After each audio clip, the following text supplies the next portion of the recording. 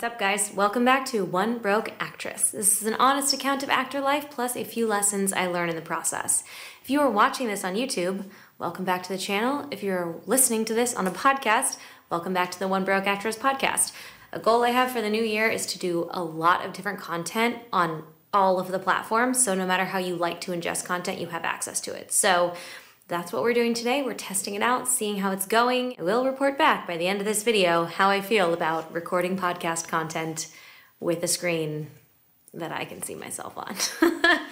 So basically, I wanted to make a video and a podcast all about what the fuck we actually do during the holidays and how to actually rest. I did a quick search on YouTube of videos about how to actually rest over the holidays, and it was kind of shocking how few videos there were. In fact, most of the ones that exist are from local news network pieces, and most of them are selling you something, which I didn't love. So we're gonna do one today, and I'm gonna center it towards actors because a lot of you listening to this and a lot of people who find me are often actors who are very type A. We want to keep working in our career. We're always looking for the next thing we're supposed to work on. What should we be focusing on? What can I do with my time? And that is a lot of energy to have during the holidays because there's not a lot to do. Most productions shut down. Most people who are working look forward to this break so they don't have to check their email every second, so they can step away from work, so they can enjoy time with family and friends. Because if you have been on a major set, especially for multiple days in a row, you know that 12, 14, 16, even longer days are the norm, and that back-to-back schedule really roughs people up. So when shows are shooting, when movies are shooting, these are great times that people look forward to actually take breaks.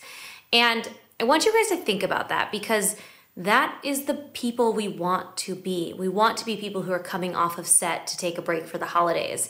And I want you to start living the life you want to live as if you were already working, as if you were already working on a set. Because setting yourself up for that now and getting used to that and taking care of yourself in the process is only gonna serve you more when you actually are there. And that is something that I personally struggled with previously and still work with now, the concept of building the life I want even though I might not have gotten there yet. Sometimes I feel like it feels impossible, right? It feels like the idea of being a series regular is so far away. Sometimes some of you out there are thinking like, I haven't even booked a co-star yet. Like the idea of a series regular is wild. And I totally get that. But as we transitioned out of the pandemic, whatever level you want to speak about that, to each his own, but like as we made those moves in 2021, I started to build the life I wanted to live between seasons, between episodes, between movies, on hiatus. I wanted to build that life separately. Well, and all of those things that you would do in that time are still taking care of yourself, are still upping your acting career. But this is a really roundabout way of saying, I want you to start living the life you want now with or without someone else's permission that you are on their set. So today we're gonna go over a couple concepts of how to actually enjoy your holidays, because this is gonna happen every single year. There's gonna be time, there's gonna be open space, and if you feel like you haven't booked anything, or you're not working hard enough, or you're judging yourself, it's gonna be real hard to rest and relax when everyone else is telling you. So let's get into it. The first thing I wanna talk about is releasing any shame and guilt you feel about not having worked enough this year. I understand the pressure of going home, of going to see your friends, of going to celebrations when you feel like you have nothing to contribute or share. There's also an added aspect of this for actors because a lot of times when you go home to family and friends, they want evidence and proof that you are living your life as an actor. And if you don't have a piece on their favorite show on ABC, they might not believe you're an actor. But you have to know you're an actor. I know it's really easier said than done, but you have to release any shame or guilt or feelings of like not enoughness that you might have developed this year about your career. You have to let that go. For some reason, at the end of the year, people start posting, especially in January, like buckle up, we'll do a New Year's episode. But people are gonna start posting like, I auditioned X amount of times and I booked this many jobs and I did this and I did that. I hate that stuff because most of the time, people aren't giving you numbers that you can do anything with. Because you don't know their agents, you don't know their quality of work, you don't know the things they have going for them, you don't know their connections, you don't know what else is beyond just the numbers that you see. And when you have that mental comparison shift of like, oh man, that person got like 100 auditions and I got like 27, like, and I'm clearly not working hard enough. What do they have that I don't have? And then it turns into a whole spiral. And around the holidays, we're asked to show some sort of weird proof that like, yes, Aunt Cheryl, I am in fact an actor, even though you haven't seen me on TV yet. And you have to practice that. You have to practice believing that you are an actor now, and you have to release yourself of any guilt you have of not doing quote unquote enough work this year. If there are actual things that come to mind that you're like, oh, I should have taken a class, I should have tried to get a theatrical agent, whatever that is, sure, make that list, get that out on paper somewhere and put it away as goals for next year. Because nobody is going to sign you as a new client on Christmas fucking Day. Nobody is going to be like, oh my God, this is the actor I've been looking for on New Year's Eve. They're gonna be out with their family and friends. You don't want someone who's a workaholic, you guys, because those people are really hard to work with. Please take it from me. You want to have reps in your corner who are real people with real lives outside of this business too. And they want to have time off. So this is not the time to submit to agents. This 2 to 3 week hiatus between the 22nd or so of December and the 5th or 6th of January, that's your time. And you get to rest and relax regardless of what you booked or didn't book or earned or didn't earn. And you have to release that shame and guilt now, or else you're never gonna be able to enjoy it. Ever. That is the number one thing we need to relax, is to release any guilt of woulda, shoulda, coulda. We have to let that shit go. Maybe that means journaling on it. Maybe that means calling someone that you know and respect and love in the business and sharing your thoughts and your feelings about it so you can verbally process it and let it go. Maybe you make a list of goals, like I said, for next year. Whatever it is that you need to do to get that shit out of your system, do it. Or else you're never ever gonna be able to relax over the holidays. Point number 2, let's ease ourselves out of the need of capitalism for just a minute. What I mean by that is you don't owe everyone presents. If you have been around One Broke Actress before, you know my opinion on agent and manager gifts. Lovely if you can afford them and you've made good money with your reps this year. If not, write them a thank you note and have it scheduled, send in your email on December 21st when they're still in the office and they're still checking their emails. We don't have to buy gifts for everyone. This includes casting directors. This includes your family. This includes your friends. No one is sitting around thinking, man, I can't believe that I didn't get a gift from Sam Valentine this year. No one is thinking about you as much as you are thinking about you. So, make a list instead of people you would like to thank from this year. This could be a casting director who called you in multiple times. This could be your agents and managers. This could be someone on social media who made a big impact on you. And when I say that, I don't mean that you need to write me a thank you note. That is not what I mean. I'm thinking of people who've run clubhouses that have made a difference. Or if there are content creators, sure, you can write me a thank you note if you want, but that is not the point of this sentence. What I mean is that I want you to make a list of people that you're grateful for and actually why. Because when we get lost in the midst of, oh, I owe so-and-so a present, or oh, I need to send them this thing, or whatever it is, we then lose the point of the time because there's no reasoning behind the gifting. And the saying, it's the thought that counts, it's the thought that counts. So if you do want to get presents for people in your life, amazing.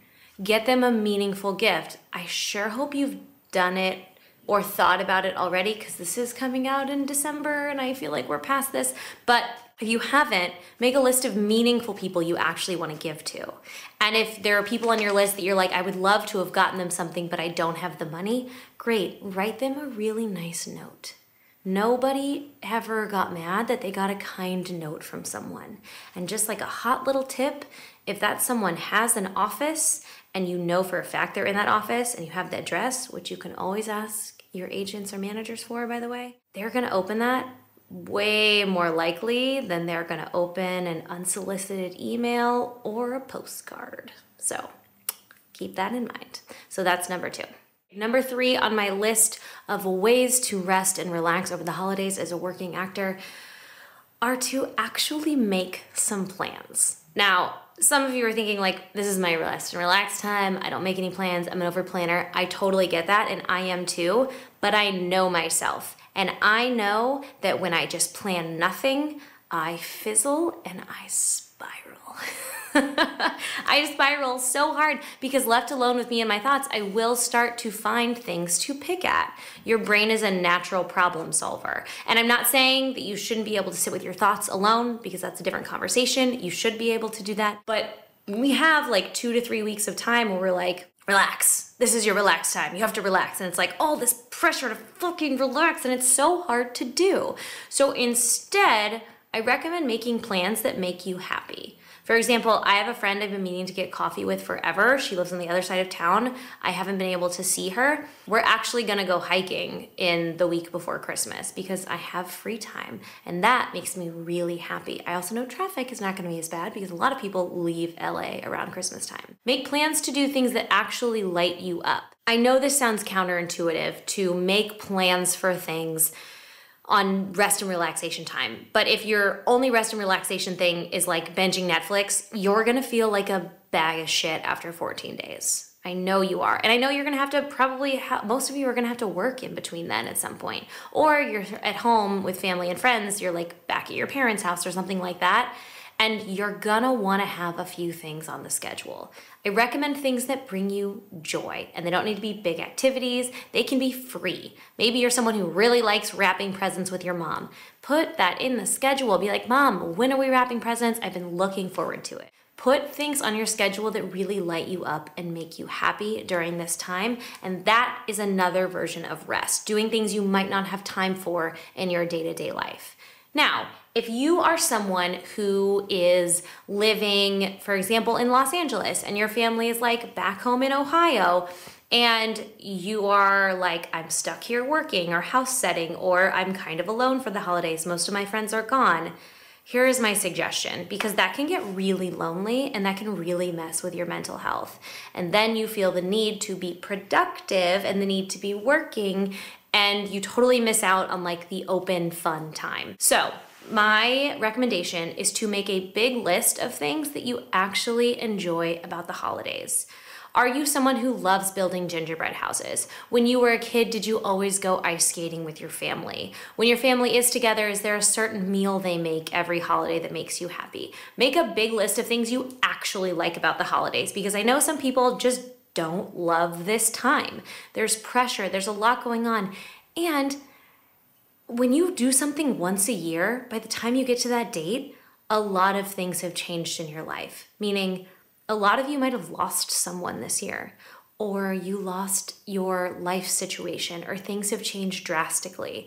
And if you try to just be in the same place you were in a previous year because it's the holidays and you have to, it's gonna feel really, really hard. It's gonna be super trying on your mental health. So I would make a list of these things that you actually really do enjoy about the holidays, like I said, and then go through them and find ways that you can do them no matter where you are, no matter what state you're in. If you live alone and you are stuck in your city during the holidays and you don't have a lot of friends or family around, and your favorite thing in the world to do in the whole world was like decorating the Christmas tree, make a tree. Put up a tree in your house. Find a little shitty one on the street. Make ornaments out of paper. I don't care what it is. Find a way to bring that holiday season to you no matter where you are in ways that light you up. Some people hate tree decorating because they hate cleaning it up. whatever. Like, whatever is your thing that makes you happy. Maybe it's that certain dish. Maybe your family always made, like, my family always makes corn casserole. Hi, I'm from the Midwest. If you've never had it, it is delicious. My grandma is a rock star at corn casserole. And we make it every year. The first year I was in LA, I stayed here to work a waitressing shift, and I was really lonely. The one thing I made, which again, it gets a little sad, but like the one thing I made myself for Christmas dinner that year was a little tiny corn casserole. And it made me so happy because I made it and I did the thing and I brought the holidays to myself. So find things that light you up about this time that make you happy, which happiness is a piece of rest and relaxation. It's not the whole thing, right? And happiness is like, the definition is super dependent on the person. So like, let's not get into that myriad of issues, but find things that you look forward to and enjoy and ways you can bring them about into your year. And that is something I would recommend when I said make plans. Put that in your plans. Put those happy, enjoyable activities in your plans. So it does feel a little lightly productive, but in a way that is like filling your soul instead of like filling your resume or filling your bank account. This is just as, if not more, important. Tip number 4, please join me in doing a content consumption vacation. I am personally getting off all socials for 2 weeks. From like the day before Christmas Eve until after New Year's Eve, I'm out. I am not participating. I'm not opening the apps. I'm gonna move them on my phone to a folder. I might even have someone change my password so I can't try and get in them. I personally, as someone who is on them for work and for play, I am at a point where I need a bit of a break. And I think it's important, especially for actors in this time, to just try and be present. And I know we all hate that so much because it feels like there's nothing productive about being present, right? There's no like, what am I doing? What am I participating in? And I get that, and it's really easier said than done. But just like I said, put joyous, happy things on your calendar. I recommend removing your apps from being part of those things. I used to do this, and I used to talk about like, I'm taking an Instagram break or whatever, and then I would schedule send posts to my Instagram that would just post without me even opening the app, like on an app like Later or something like that. But this year I'm not even doing that because I want to help encourage others to just vacate the platforms completely. Because not only do we need a break, there is also a world in which we get mad FOMO because it looks like other people are relaxing better. Other people are enjoying the holidays better. Like somebody is doing it differently than us, or they're having more fun, or like, look, they're with their family in matching pajamas and like, I barely have a family, or like, look at all those gifts that person got, or like, God bless, you know that algorithm loves to promote a engagement post more than anything in the world. Do you know that? Do you know Instagram, like things like engagement and wedding posts, it's like one of the #1 things they promote? Yeah, that's why you feel like someone's always getting engaged. It's not scientific data, but I'm pretty sure it's true. So join me in hopping off. It's gonna make me real happy. I'm really looking forward to it. And it's something that like, it sounds doable for you. Even if you do it for a couple of days, get off there. Get off the FOMO train, get off the what everyone else is doing train, and just be wherever you are, because it's going to add a lot of mental rest to your overall time off. And I think that is so good for actors to find their creativity off of the screen, at least for a short period of time. And that's coming from a content creator, right? I'm very aware that I am on like every freaking platform and doing stuff all of the time, but it's really extra important to me, and anyone else who does this, by the way, to take a break from that type of creativity. And my last and final tip on how to relax and rest as a working actor over the holidays is to do whatever you have to do to convince yourself that rest is productive. I know you guys. I know you because you're me and we are us. And we have a need to be productive at all times. We have a need to especially be productive when we have downtime. Trust me, it is something I am trying to work on this year, next year, indefinitely. My need to be productive is high, and I think you guys all found me because you're that way too, especially as actors who are often told that we are the producers, we should be making stuff, we should be learning, we should be getting better, da da da da. That role, I get it, but also rest is productive. Whether that means sleeping in, whether that means making the gingerbread house, whether that means taking time off of your phone, rest is productive. You can Google it, you can read books on it, you can watch YouTube videos on it, there's podcasts. Consume that type of media, especially if you're someone who's taking a content break and you're like, I cannot handle not consuming any content. Bookmark a bunch of stuff that tells you how productive rest is and how good for you it is and how necessary it is for creatives. It is so important. So do whatever it is you have to do to believe this, not just now, but indefinitely. There's a reason that we take breaks. There's a reason holidays exist. There's a reason that people go on hiatus because they need to take some rest. If we are always on and never off, then are we even on? Yeah, it was a little bit of a thinker moment. But I'm serious. I think everyone is told, especially in a business that is very much internally fueled, that rest is like a piece of the thing and it's something you're supposed to do, but you have to figure out what that means for you. Because my rest looks different than someone else's rest. I can't watch more than like 2 shows in a row, but I start to like climb the walls. I'm not a binge watcher person. It doesn't feel like productive rest to me. But playing a game of chess and trying out a new recipe and walking my dogs, that feels like productive rest to me. Sleeping in until 7, which as a household where we get up at 5 way too often, that is productive rest to me. FaceTiming someone I haven't spoken to in a while I'm laying on the couch in sweatpants, that is productive rest to me. Do whatever it is you need to do to figure out what makes rest feel productive for you. And then as soon as you figure that out, shut that boundary. We don't need to have everyone else's opinion after you figure out what works for you. If you're like, Sam, I think you're crazy. I love binging Netflix and it makes me happy and I'll call my friends and we'll talk about the show after. Freaking great. Do that. Please do that. I would love like a TV watching show where you and your friends all get together or like on Zoom and you talk about like the season you just watched over the break. That actually sounds really fun. You should do that. I think that's a really good idea. But whatever it is to you, and you have to believe it. Just saying it out loud and just deciding to do it, just putting on your calendar, isn't the same as actually believing it. And this does not make you lazy. This does not make you unproductive. And this does not mean that like as soon as the new year starts, you gotta come roaring back and like make up for lost time. No, the business is off for a reason. Things are gonna be probably quiet in January because like it's a slow roll back into work and then there's usually Sundance and then we start pilot season where like the A-list actors start going out, which we'll talk about pilot season another time. But this continuation of enjoying rest and relaxation and finding what it is for you is something you're gonna do ongoing. And it's not something I also just want you to do during this time. I want this to be a part of your day-to-day life. It should be a part of your week, to be honest. Like rest, I turn off at a certain time of day. I'm like, I'm not good at this hour. I do not like taking calls past 4:30. My dogs go for a walk at 5.